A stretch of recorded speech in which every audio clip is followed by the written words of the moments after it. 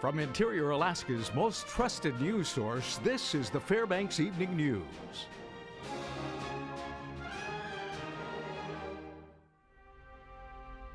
Good evening. Thank you for joining us. Our top story, a Fairbanks man with a history of armed robbery was in court again yesterday afternoon, charged with stealing from a North Pole residence. 24-year-old Joshua Escalera pleaded not guilty to charges of first-degree burglary, theft, and criminal mischief.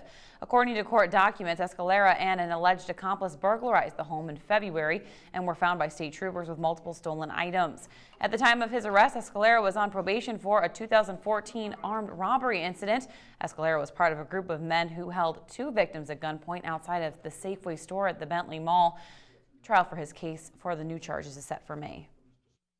New filings in the case of the Fairbanks Four. The Alaska Innocence Project filed an amended post-conviction relief petition earlier this week for the four men convicted in the 1997 murder of Fairbanks teen John Hartman. According to court documents, the lawyers for the men have claimed prosecutorial misconduct in the handling of the case, saying the state had knowledge of a confession to the murder by Bill Holmes. The lawyers for the four say that failure to provide that evidence up front strengthens the basis for a retrial of the incarcerated men. The state disagreed with that claim and also filed a motion this week to enlarge their number of depositions. However, the court has denied the state's motion. The Interior Gas Utility received its first shipment of high-density pipe earlier this week. The pipe will be installed beginning this spring as the utility builds out infrastructure for natural gas delivery. The shipment represents the first load of what will eventually be 80 miles of pipe designed to distribute natural gas in North Pole during the first of 6 phases in the build-out. Phase 1 has been divided into 3 zones for clearing and construction. Right-of-way clearing began last week and is anticipated to be 70% complete by May 1st. Today, crews cleared near Lawrence Road, marking the first time in 30 years that rights-of-way in this area have been cleared. Anyone with questions or concerns can call the IGU office at 374-4474. While the method for getting gas to the interior is not yet settled, the distribution utility continues to prepare for its arrival. We're still moving forward with the idea that natural gas, that we'll be able to find a supply. There's still a lot of unknowns about the project, but we continue to be on target, on schedule in installing the natural gas distribution lines, and we'll start planning for phase 2 this summer and fall for the design. When we come back in our military report, an update on the meeting scheduled regarding the F-35s coming to Eielson Air Force Base. Also, we'll visit one of the best hidden secrets in Fairbanks, the Fountainhead Antique Auto Museum. These stories and more when we return. And welcome back. Wildlife officials say 2,000 migrating snow geese have died in eastern Idaho, likely from a disease that can cause birds to die in mid-flight and drop out of the sky. The Idaho Department of Fish and Game says staff and volunteers collected the dead birds over the past several days at wildlife management areas. They say the likely cause of the death was avian cholera. Authorities say the geese were migrating from the southwest and Mexico to breeding grounds on the north coast of Alaska. This spring, Alaska could see about 40,000 snow geese making their way to their nesting grounds, and experts say they are not anticipating a major outbreak in the state. This disease has been around in birds, forever. It's possible that they could be carriers of avian cholera too. I mean, they are, there's no doubt about it, but that doesn't mean there's going to be a disease outbreak. The birds die fairly quickly within 6 to 12 hours when they contract avian cholera, and so the sick birds will not be migrating up. Alaska's automotive history comes to life at the Fountainhead Antique Auto Museum. The museum is currently exhibiting Extreme Motoring, Alaska's first automobiles and their dauntless drivers, featuring the first automobiles either made in or brought to Alaska. Historical photos decorate the museum's walls to illustrate the unique automotive challenges for Alaskan motorists. The Alaska Gallery also features a special focus on the historic Valdez-Fairbanks Trail, which is known for opening the interior Alaska year-round. Museum manager Willie Vinton says this exhibit is one of the best hidden secrets in Fairbanks. We're very unusual because we're a true living auto museum. The oldest car we have is 1898 and the newest car we have is 1936. They're all American cars and some spectacular rare cars. When you come into the Alaska Gallery, you'll see cars that were either in Alaska or represent what was here. You'll notice on the walls the photographs on the wall are all Alaska photographs, and they're spectacular to look at. History of Alaska, history of the automobile, and the clothing industry is all right here in Fairbanks, Alaska. One of the best hidden secrets there is. The U.S. Air Force will hold public meetings next week to begin the formal process of stationing F-35 fighter jets at Eielson Air Force Base. Monty Bowen has details now in this week's military report. Eielson is listed as the preferred candidate to house the Air Force's next-generation fighter aircraft, with the final decision expected sometime next year. Hearings are set for March 24th through the 26th at North Pole, Fairbanks, and Delta Junction. Senator Lisa Murkowski has been questioning military officials about the plan this week in various Senate hearings. The EIS process has been initiated to bed down 2 squadrons of F-35s there at Eielson Air Force Base. The scoping meetings are going to take place next week. Senator Murkowski asked Brigadier General Timothy Green, the Chief of Engineers for the U.S. Air Force, if Eielson was still on track to receive 2 squadrons of F-35s with a target arrival date of 2019. How we traditionally do this is line up our construction so that it's just in time for the aircraft arrivals. And so if there's a capacity at Eielson to provide some initial stand-up, we won't do the construction until it's necessary based upon the growth of the squadron. Murkowski also asked how sequestration might impact the F-35 construction proposal. So if we have a sequestered budget or a budget at Budget Control Act levels, we would expect all of our strategy across every functional area to be affected, whether it's nuclear deterrence operations or bed down of weapon systems. The priorities of that would be up to a conversation, a dialogue we would hope to have with the committees about the exact timelines and the risks that we would be taking. So I would expect all of our programs to be touched, the impact of which will only be determined by the appropriation levels that this committee and Congress is allowed to have. Green said that the first phase of an Eielson F-35 simulator and its $37 million budget was an indicator things remain on schedule and that Eielson is still the preferred and reasonable location. This is Monty Bowen reporting. The Military Report is brought to you by Stanley Nissan. Innovation for all. So we have some changes. Mike Fussell is filling in for Joe Cook, and he has the latest on the Iditarod race. See who led the pack and was crowned champion. That story and a lot more in sports with Mike after the break.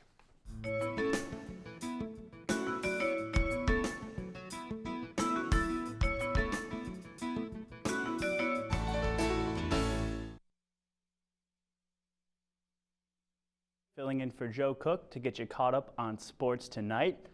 First, a champion has been crowned in this year's last great race. Dallas Seavey crossed the Iditarod finish line first this morning.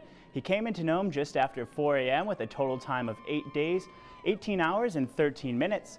Dallas mushed his way to the top of the field and had a sizable lead as he passed through the last several checkpoints.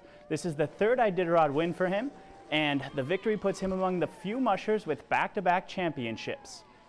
Mitch Seavey grabbed the number 2 spot, rounding out the father-son duo. He rolled into Nome from safety around 8:30 this morning. Aaron Burmeister took 3rd after being in front of the pack for a good portion of the race. Jesse Royer, wearing bib number 3, came in 4th, and Allie Zirkle rounded out the top 5. The majority of the field is still making their way to Nome. We will keep you updated as racers cross the finish line. And festivities are beginning at the Open North American Championship sled dog races. The Jeff Studdert sponsor race took place earlier this afternoon. Mushers handed over their dogs to corporate sponsors of this year's competition. The course, the novice sponsor mushers then tried to navigate the turns of the trail at the Jeff Studdert race grounds. The Open North American Championships will begin on Friday and run through the weekend. This year's mushers are drawing their starting positions today at Pioneer Park. Division 3A teams, including Hutchinson and Monroe Catholic, are set to start playing in the Alaska High School State Basketball Tournament tomorrow. The KTVF sports team caught up with them as they were gearing up to go to Anchorage. Regular season play is now over, and a team's record is as important as ever. But after the championship bracket has been drawn, the fate of the state title hinges on only one game at a time. That's something 3A schools aren't taking lightly.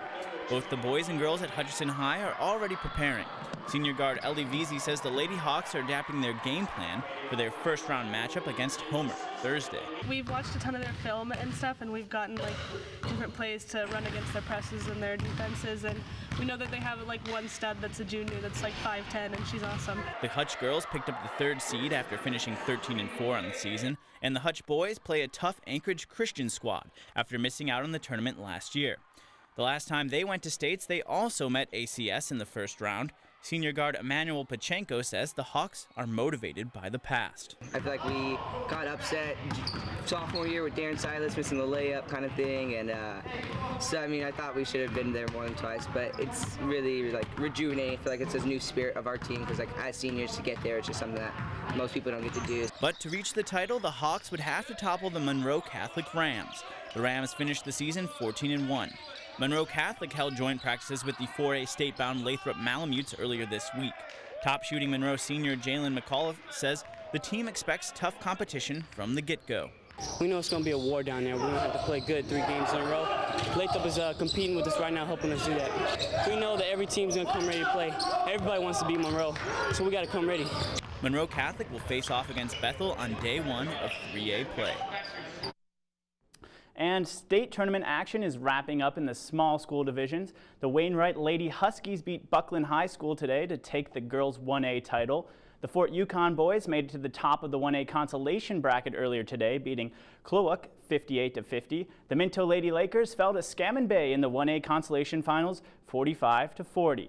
In the 2A division, the Glen Allen boys moved on to play Dillingham in the finals. Nenana is now out of the running for the championship. And the Glen Allen ladies will also be playing for the 2A state title. They beat Craig 48-35 yesterday. The Nenana girls lost to Point Hope in the consolation bracket 44-40. And the Arctic Lions U18 hockey team is heading to nationals in Troy, Michigan next week. The team is made up entirely of interior players. They will be representing Fairbanks as one of the top under-18 hockey squads in the country.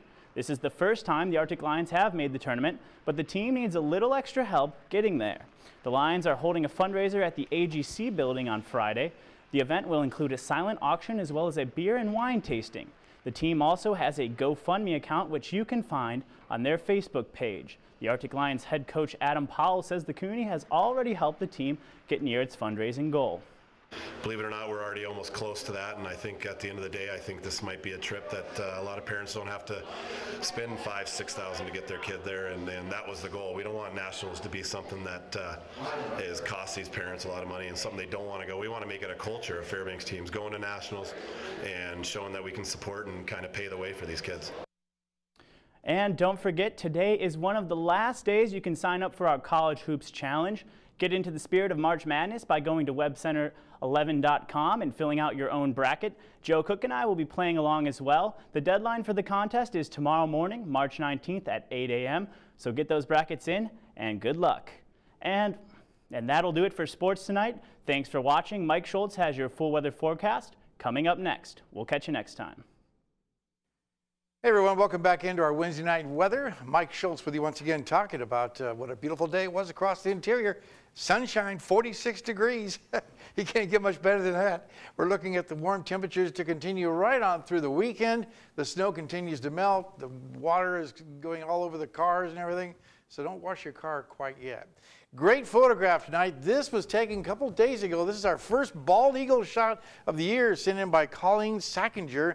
And what a beautiful, majestic creature that is. That's just a beautiful bird. Again, the colors are gorgeous. And as always, if you have a photograph you want to share with us, send it to photos@ktvf11.com. Here's your almanac. 46 the high today. The low last night, 23. The record high, 50 in 1981. The record low, 44 below in 1930. Sunrise and sunset, 12 hours and 9 minutes of glorious sunshine. And that's a gain of 7 minutes from yesterday. On our satellite and radar, again, the Alaska Range playing the good role here, blocking all the moisture out, all of it being shunted off to the south and over to the west. Nothing coming into the interior, and that's going to continue. The weather pattern not showing any signs of change. What's going on across the rest of the state? Well, the rains continue to fall around Ketchikan. They've finally stopped in Juneau, but they'll pick back up again. 43 degrees at Ketchikan today. A little cooler than it was in Anchorage yesterday, 49 yesterday, 40 degrees today. Kodiak, a few showers, 38 degrees, 41 along the Aleutian Chain at Cold Bay. Up and down the west coast, temperatures warming up very nicely, 37 at Bethel, 24 at Nome. And around the north slope, 5 below at Barrow with Fort Yukon, 34 degrees. That's pretty warm for them. Lower 48 weather looks like this. And again, we're talking about nice weather up and down the west coast. Temperatures in the 60s, upper 60s around San Francisco, 60 degrees at Seattle. Another nice day in Denver, 67 degrees. Showers continuing across parts of Texas. A little shower activity around the Minnesota area, Minneapolis. Chicago checking in with 50 degrees, not too bad. More showers along the Gulf Coast states. Nice weather over the Northeast, lots of sunshine there. On the satellite and radar, you can see some of that moisture moving across from the southwest to the northeast. A little bit of snow shower activity to the north of Minneapolis. And over and down the west coast, high pressure once again becoming very dominant. Maybe a few showers around the Los Angeles area, but things looking pretty good. Now, as far as the winter situation over the northeast, it refuses to let go.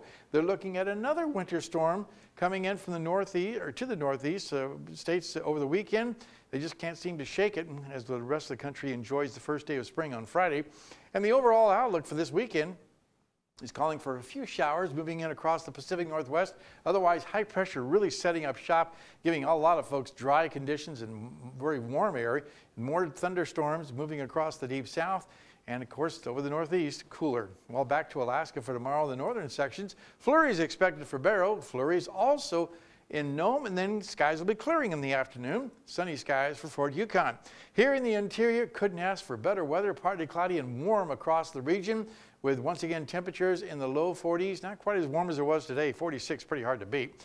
And as far as southeast Alaska is concerned, rain likely in Juneau, and a cloudy and a chance of some rain in Ketchikan, mainly by the evening hours. Over the southwest part of the state, it looks like rain becoming showers in Cold Bay. Rain is likely for Kodiak, with mixed rain and snow in the Bethel area. And if you head on down to the Anchorage area, not too bad. Scattered clouds at Anchorage, a few showers in Homer with rain and snow at Valdez. Okay, time once again for our weather fact for today, because the kids once again are on spring break. They'll be back with us next week. But the feather weather fact was in 1989, Vendado, California was drenched by close to 6 inches of rain in a 24-hour period. That's a lot of water coming down in a 24-hour period. Thanks, as always, to Mount McKinley Bank for sponsoring our kids' weather. And speaking of the kids, we'll be visiting with the kids from Northern Lights Academy starting next week. All right, here's your forecast for the remainder of the night. 7 degrees, the overnight low, partly cloudy and warmer in the hills. Tomorrow's forecast, scattered clouds becoming cloudy by evening, continued mild temperatures, 41 degrees. And the extended forecast, again, another great day on Friday, 40 degrees with mid-30s all the way across the board, even upper 30s. And overnight lows right around 10 degrees is a pretty good number, with no precipitation in the forecast. The mild temperatures will continue. The sloppy conditions will continue, but we're not going to complain about it. And like I said, Friday is the first day of spring, but today it might as well have been the first day of spring with 46 degrees, guys. It was good to not have to wear a jacket or anything. I went out there in my long sleeve shirt and it felt great. Mm-hmm. Did you see the Northern Lights last night? No, I didn't. No, but I heard they were amazing. Oh, they were spectacular. They were great. They were spectacular. And then actually, we actually said they were going to come out, and they came out for once. Wow. We have to ask Mike Fussell what he thinks about them. First time? They were no, I saw them before, but they were just a little wisp. But last night it was full blown, so it was very exciting. They were very cool. Greens you never and, get sick of them. Purples. Yeah. Well, I hope that they're going to come out again tonight, maybe. The storm that we had yesterday is kind of fizzled out now, but you never know. With clear skies, you always have a good chance. So who knows? Well, yeah, I'd like to see him at least one more time, real good before the sunshine hits. You still got some time before. Yeah, I think so. Before the sunshine hits for 24 hours. I'm very excited about that. Very good. All right, and just a reminder generally about the road conditions at night. It's slick. There's melt going on during the day. And it gets frozen over during the night, so just be careful out there. Oh, yeah, definitely. Yeah, okay. Well, thanks, Mike, and that will wrap up this edition of the Fairbanks Evening News. We are glad you could join us. Tonight on NBC Nightly News, Japan probes death threats against U.S. Ambassador Caroline County. That's up next with Brian Wood. No, actually with Lester Holtz. Yeah. And join us here 6 days a week at 6 and 11 or online anytime at webcenter11.com. From all of us here at the News Center, we hope you have a good night.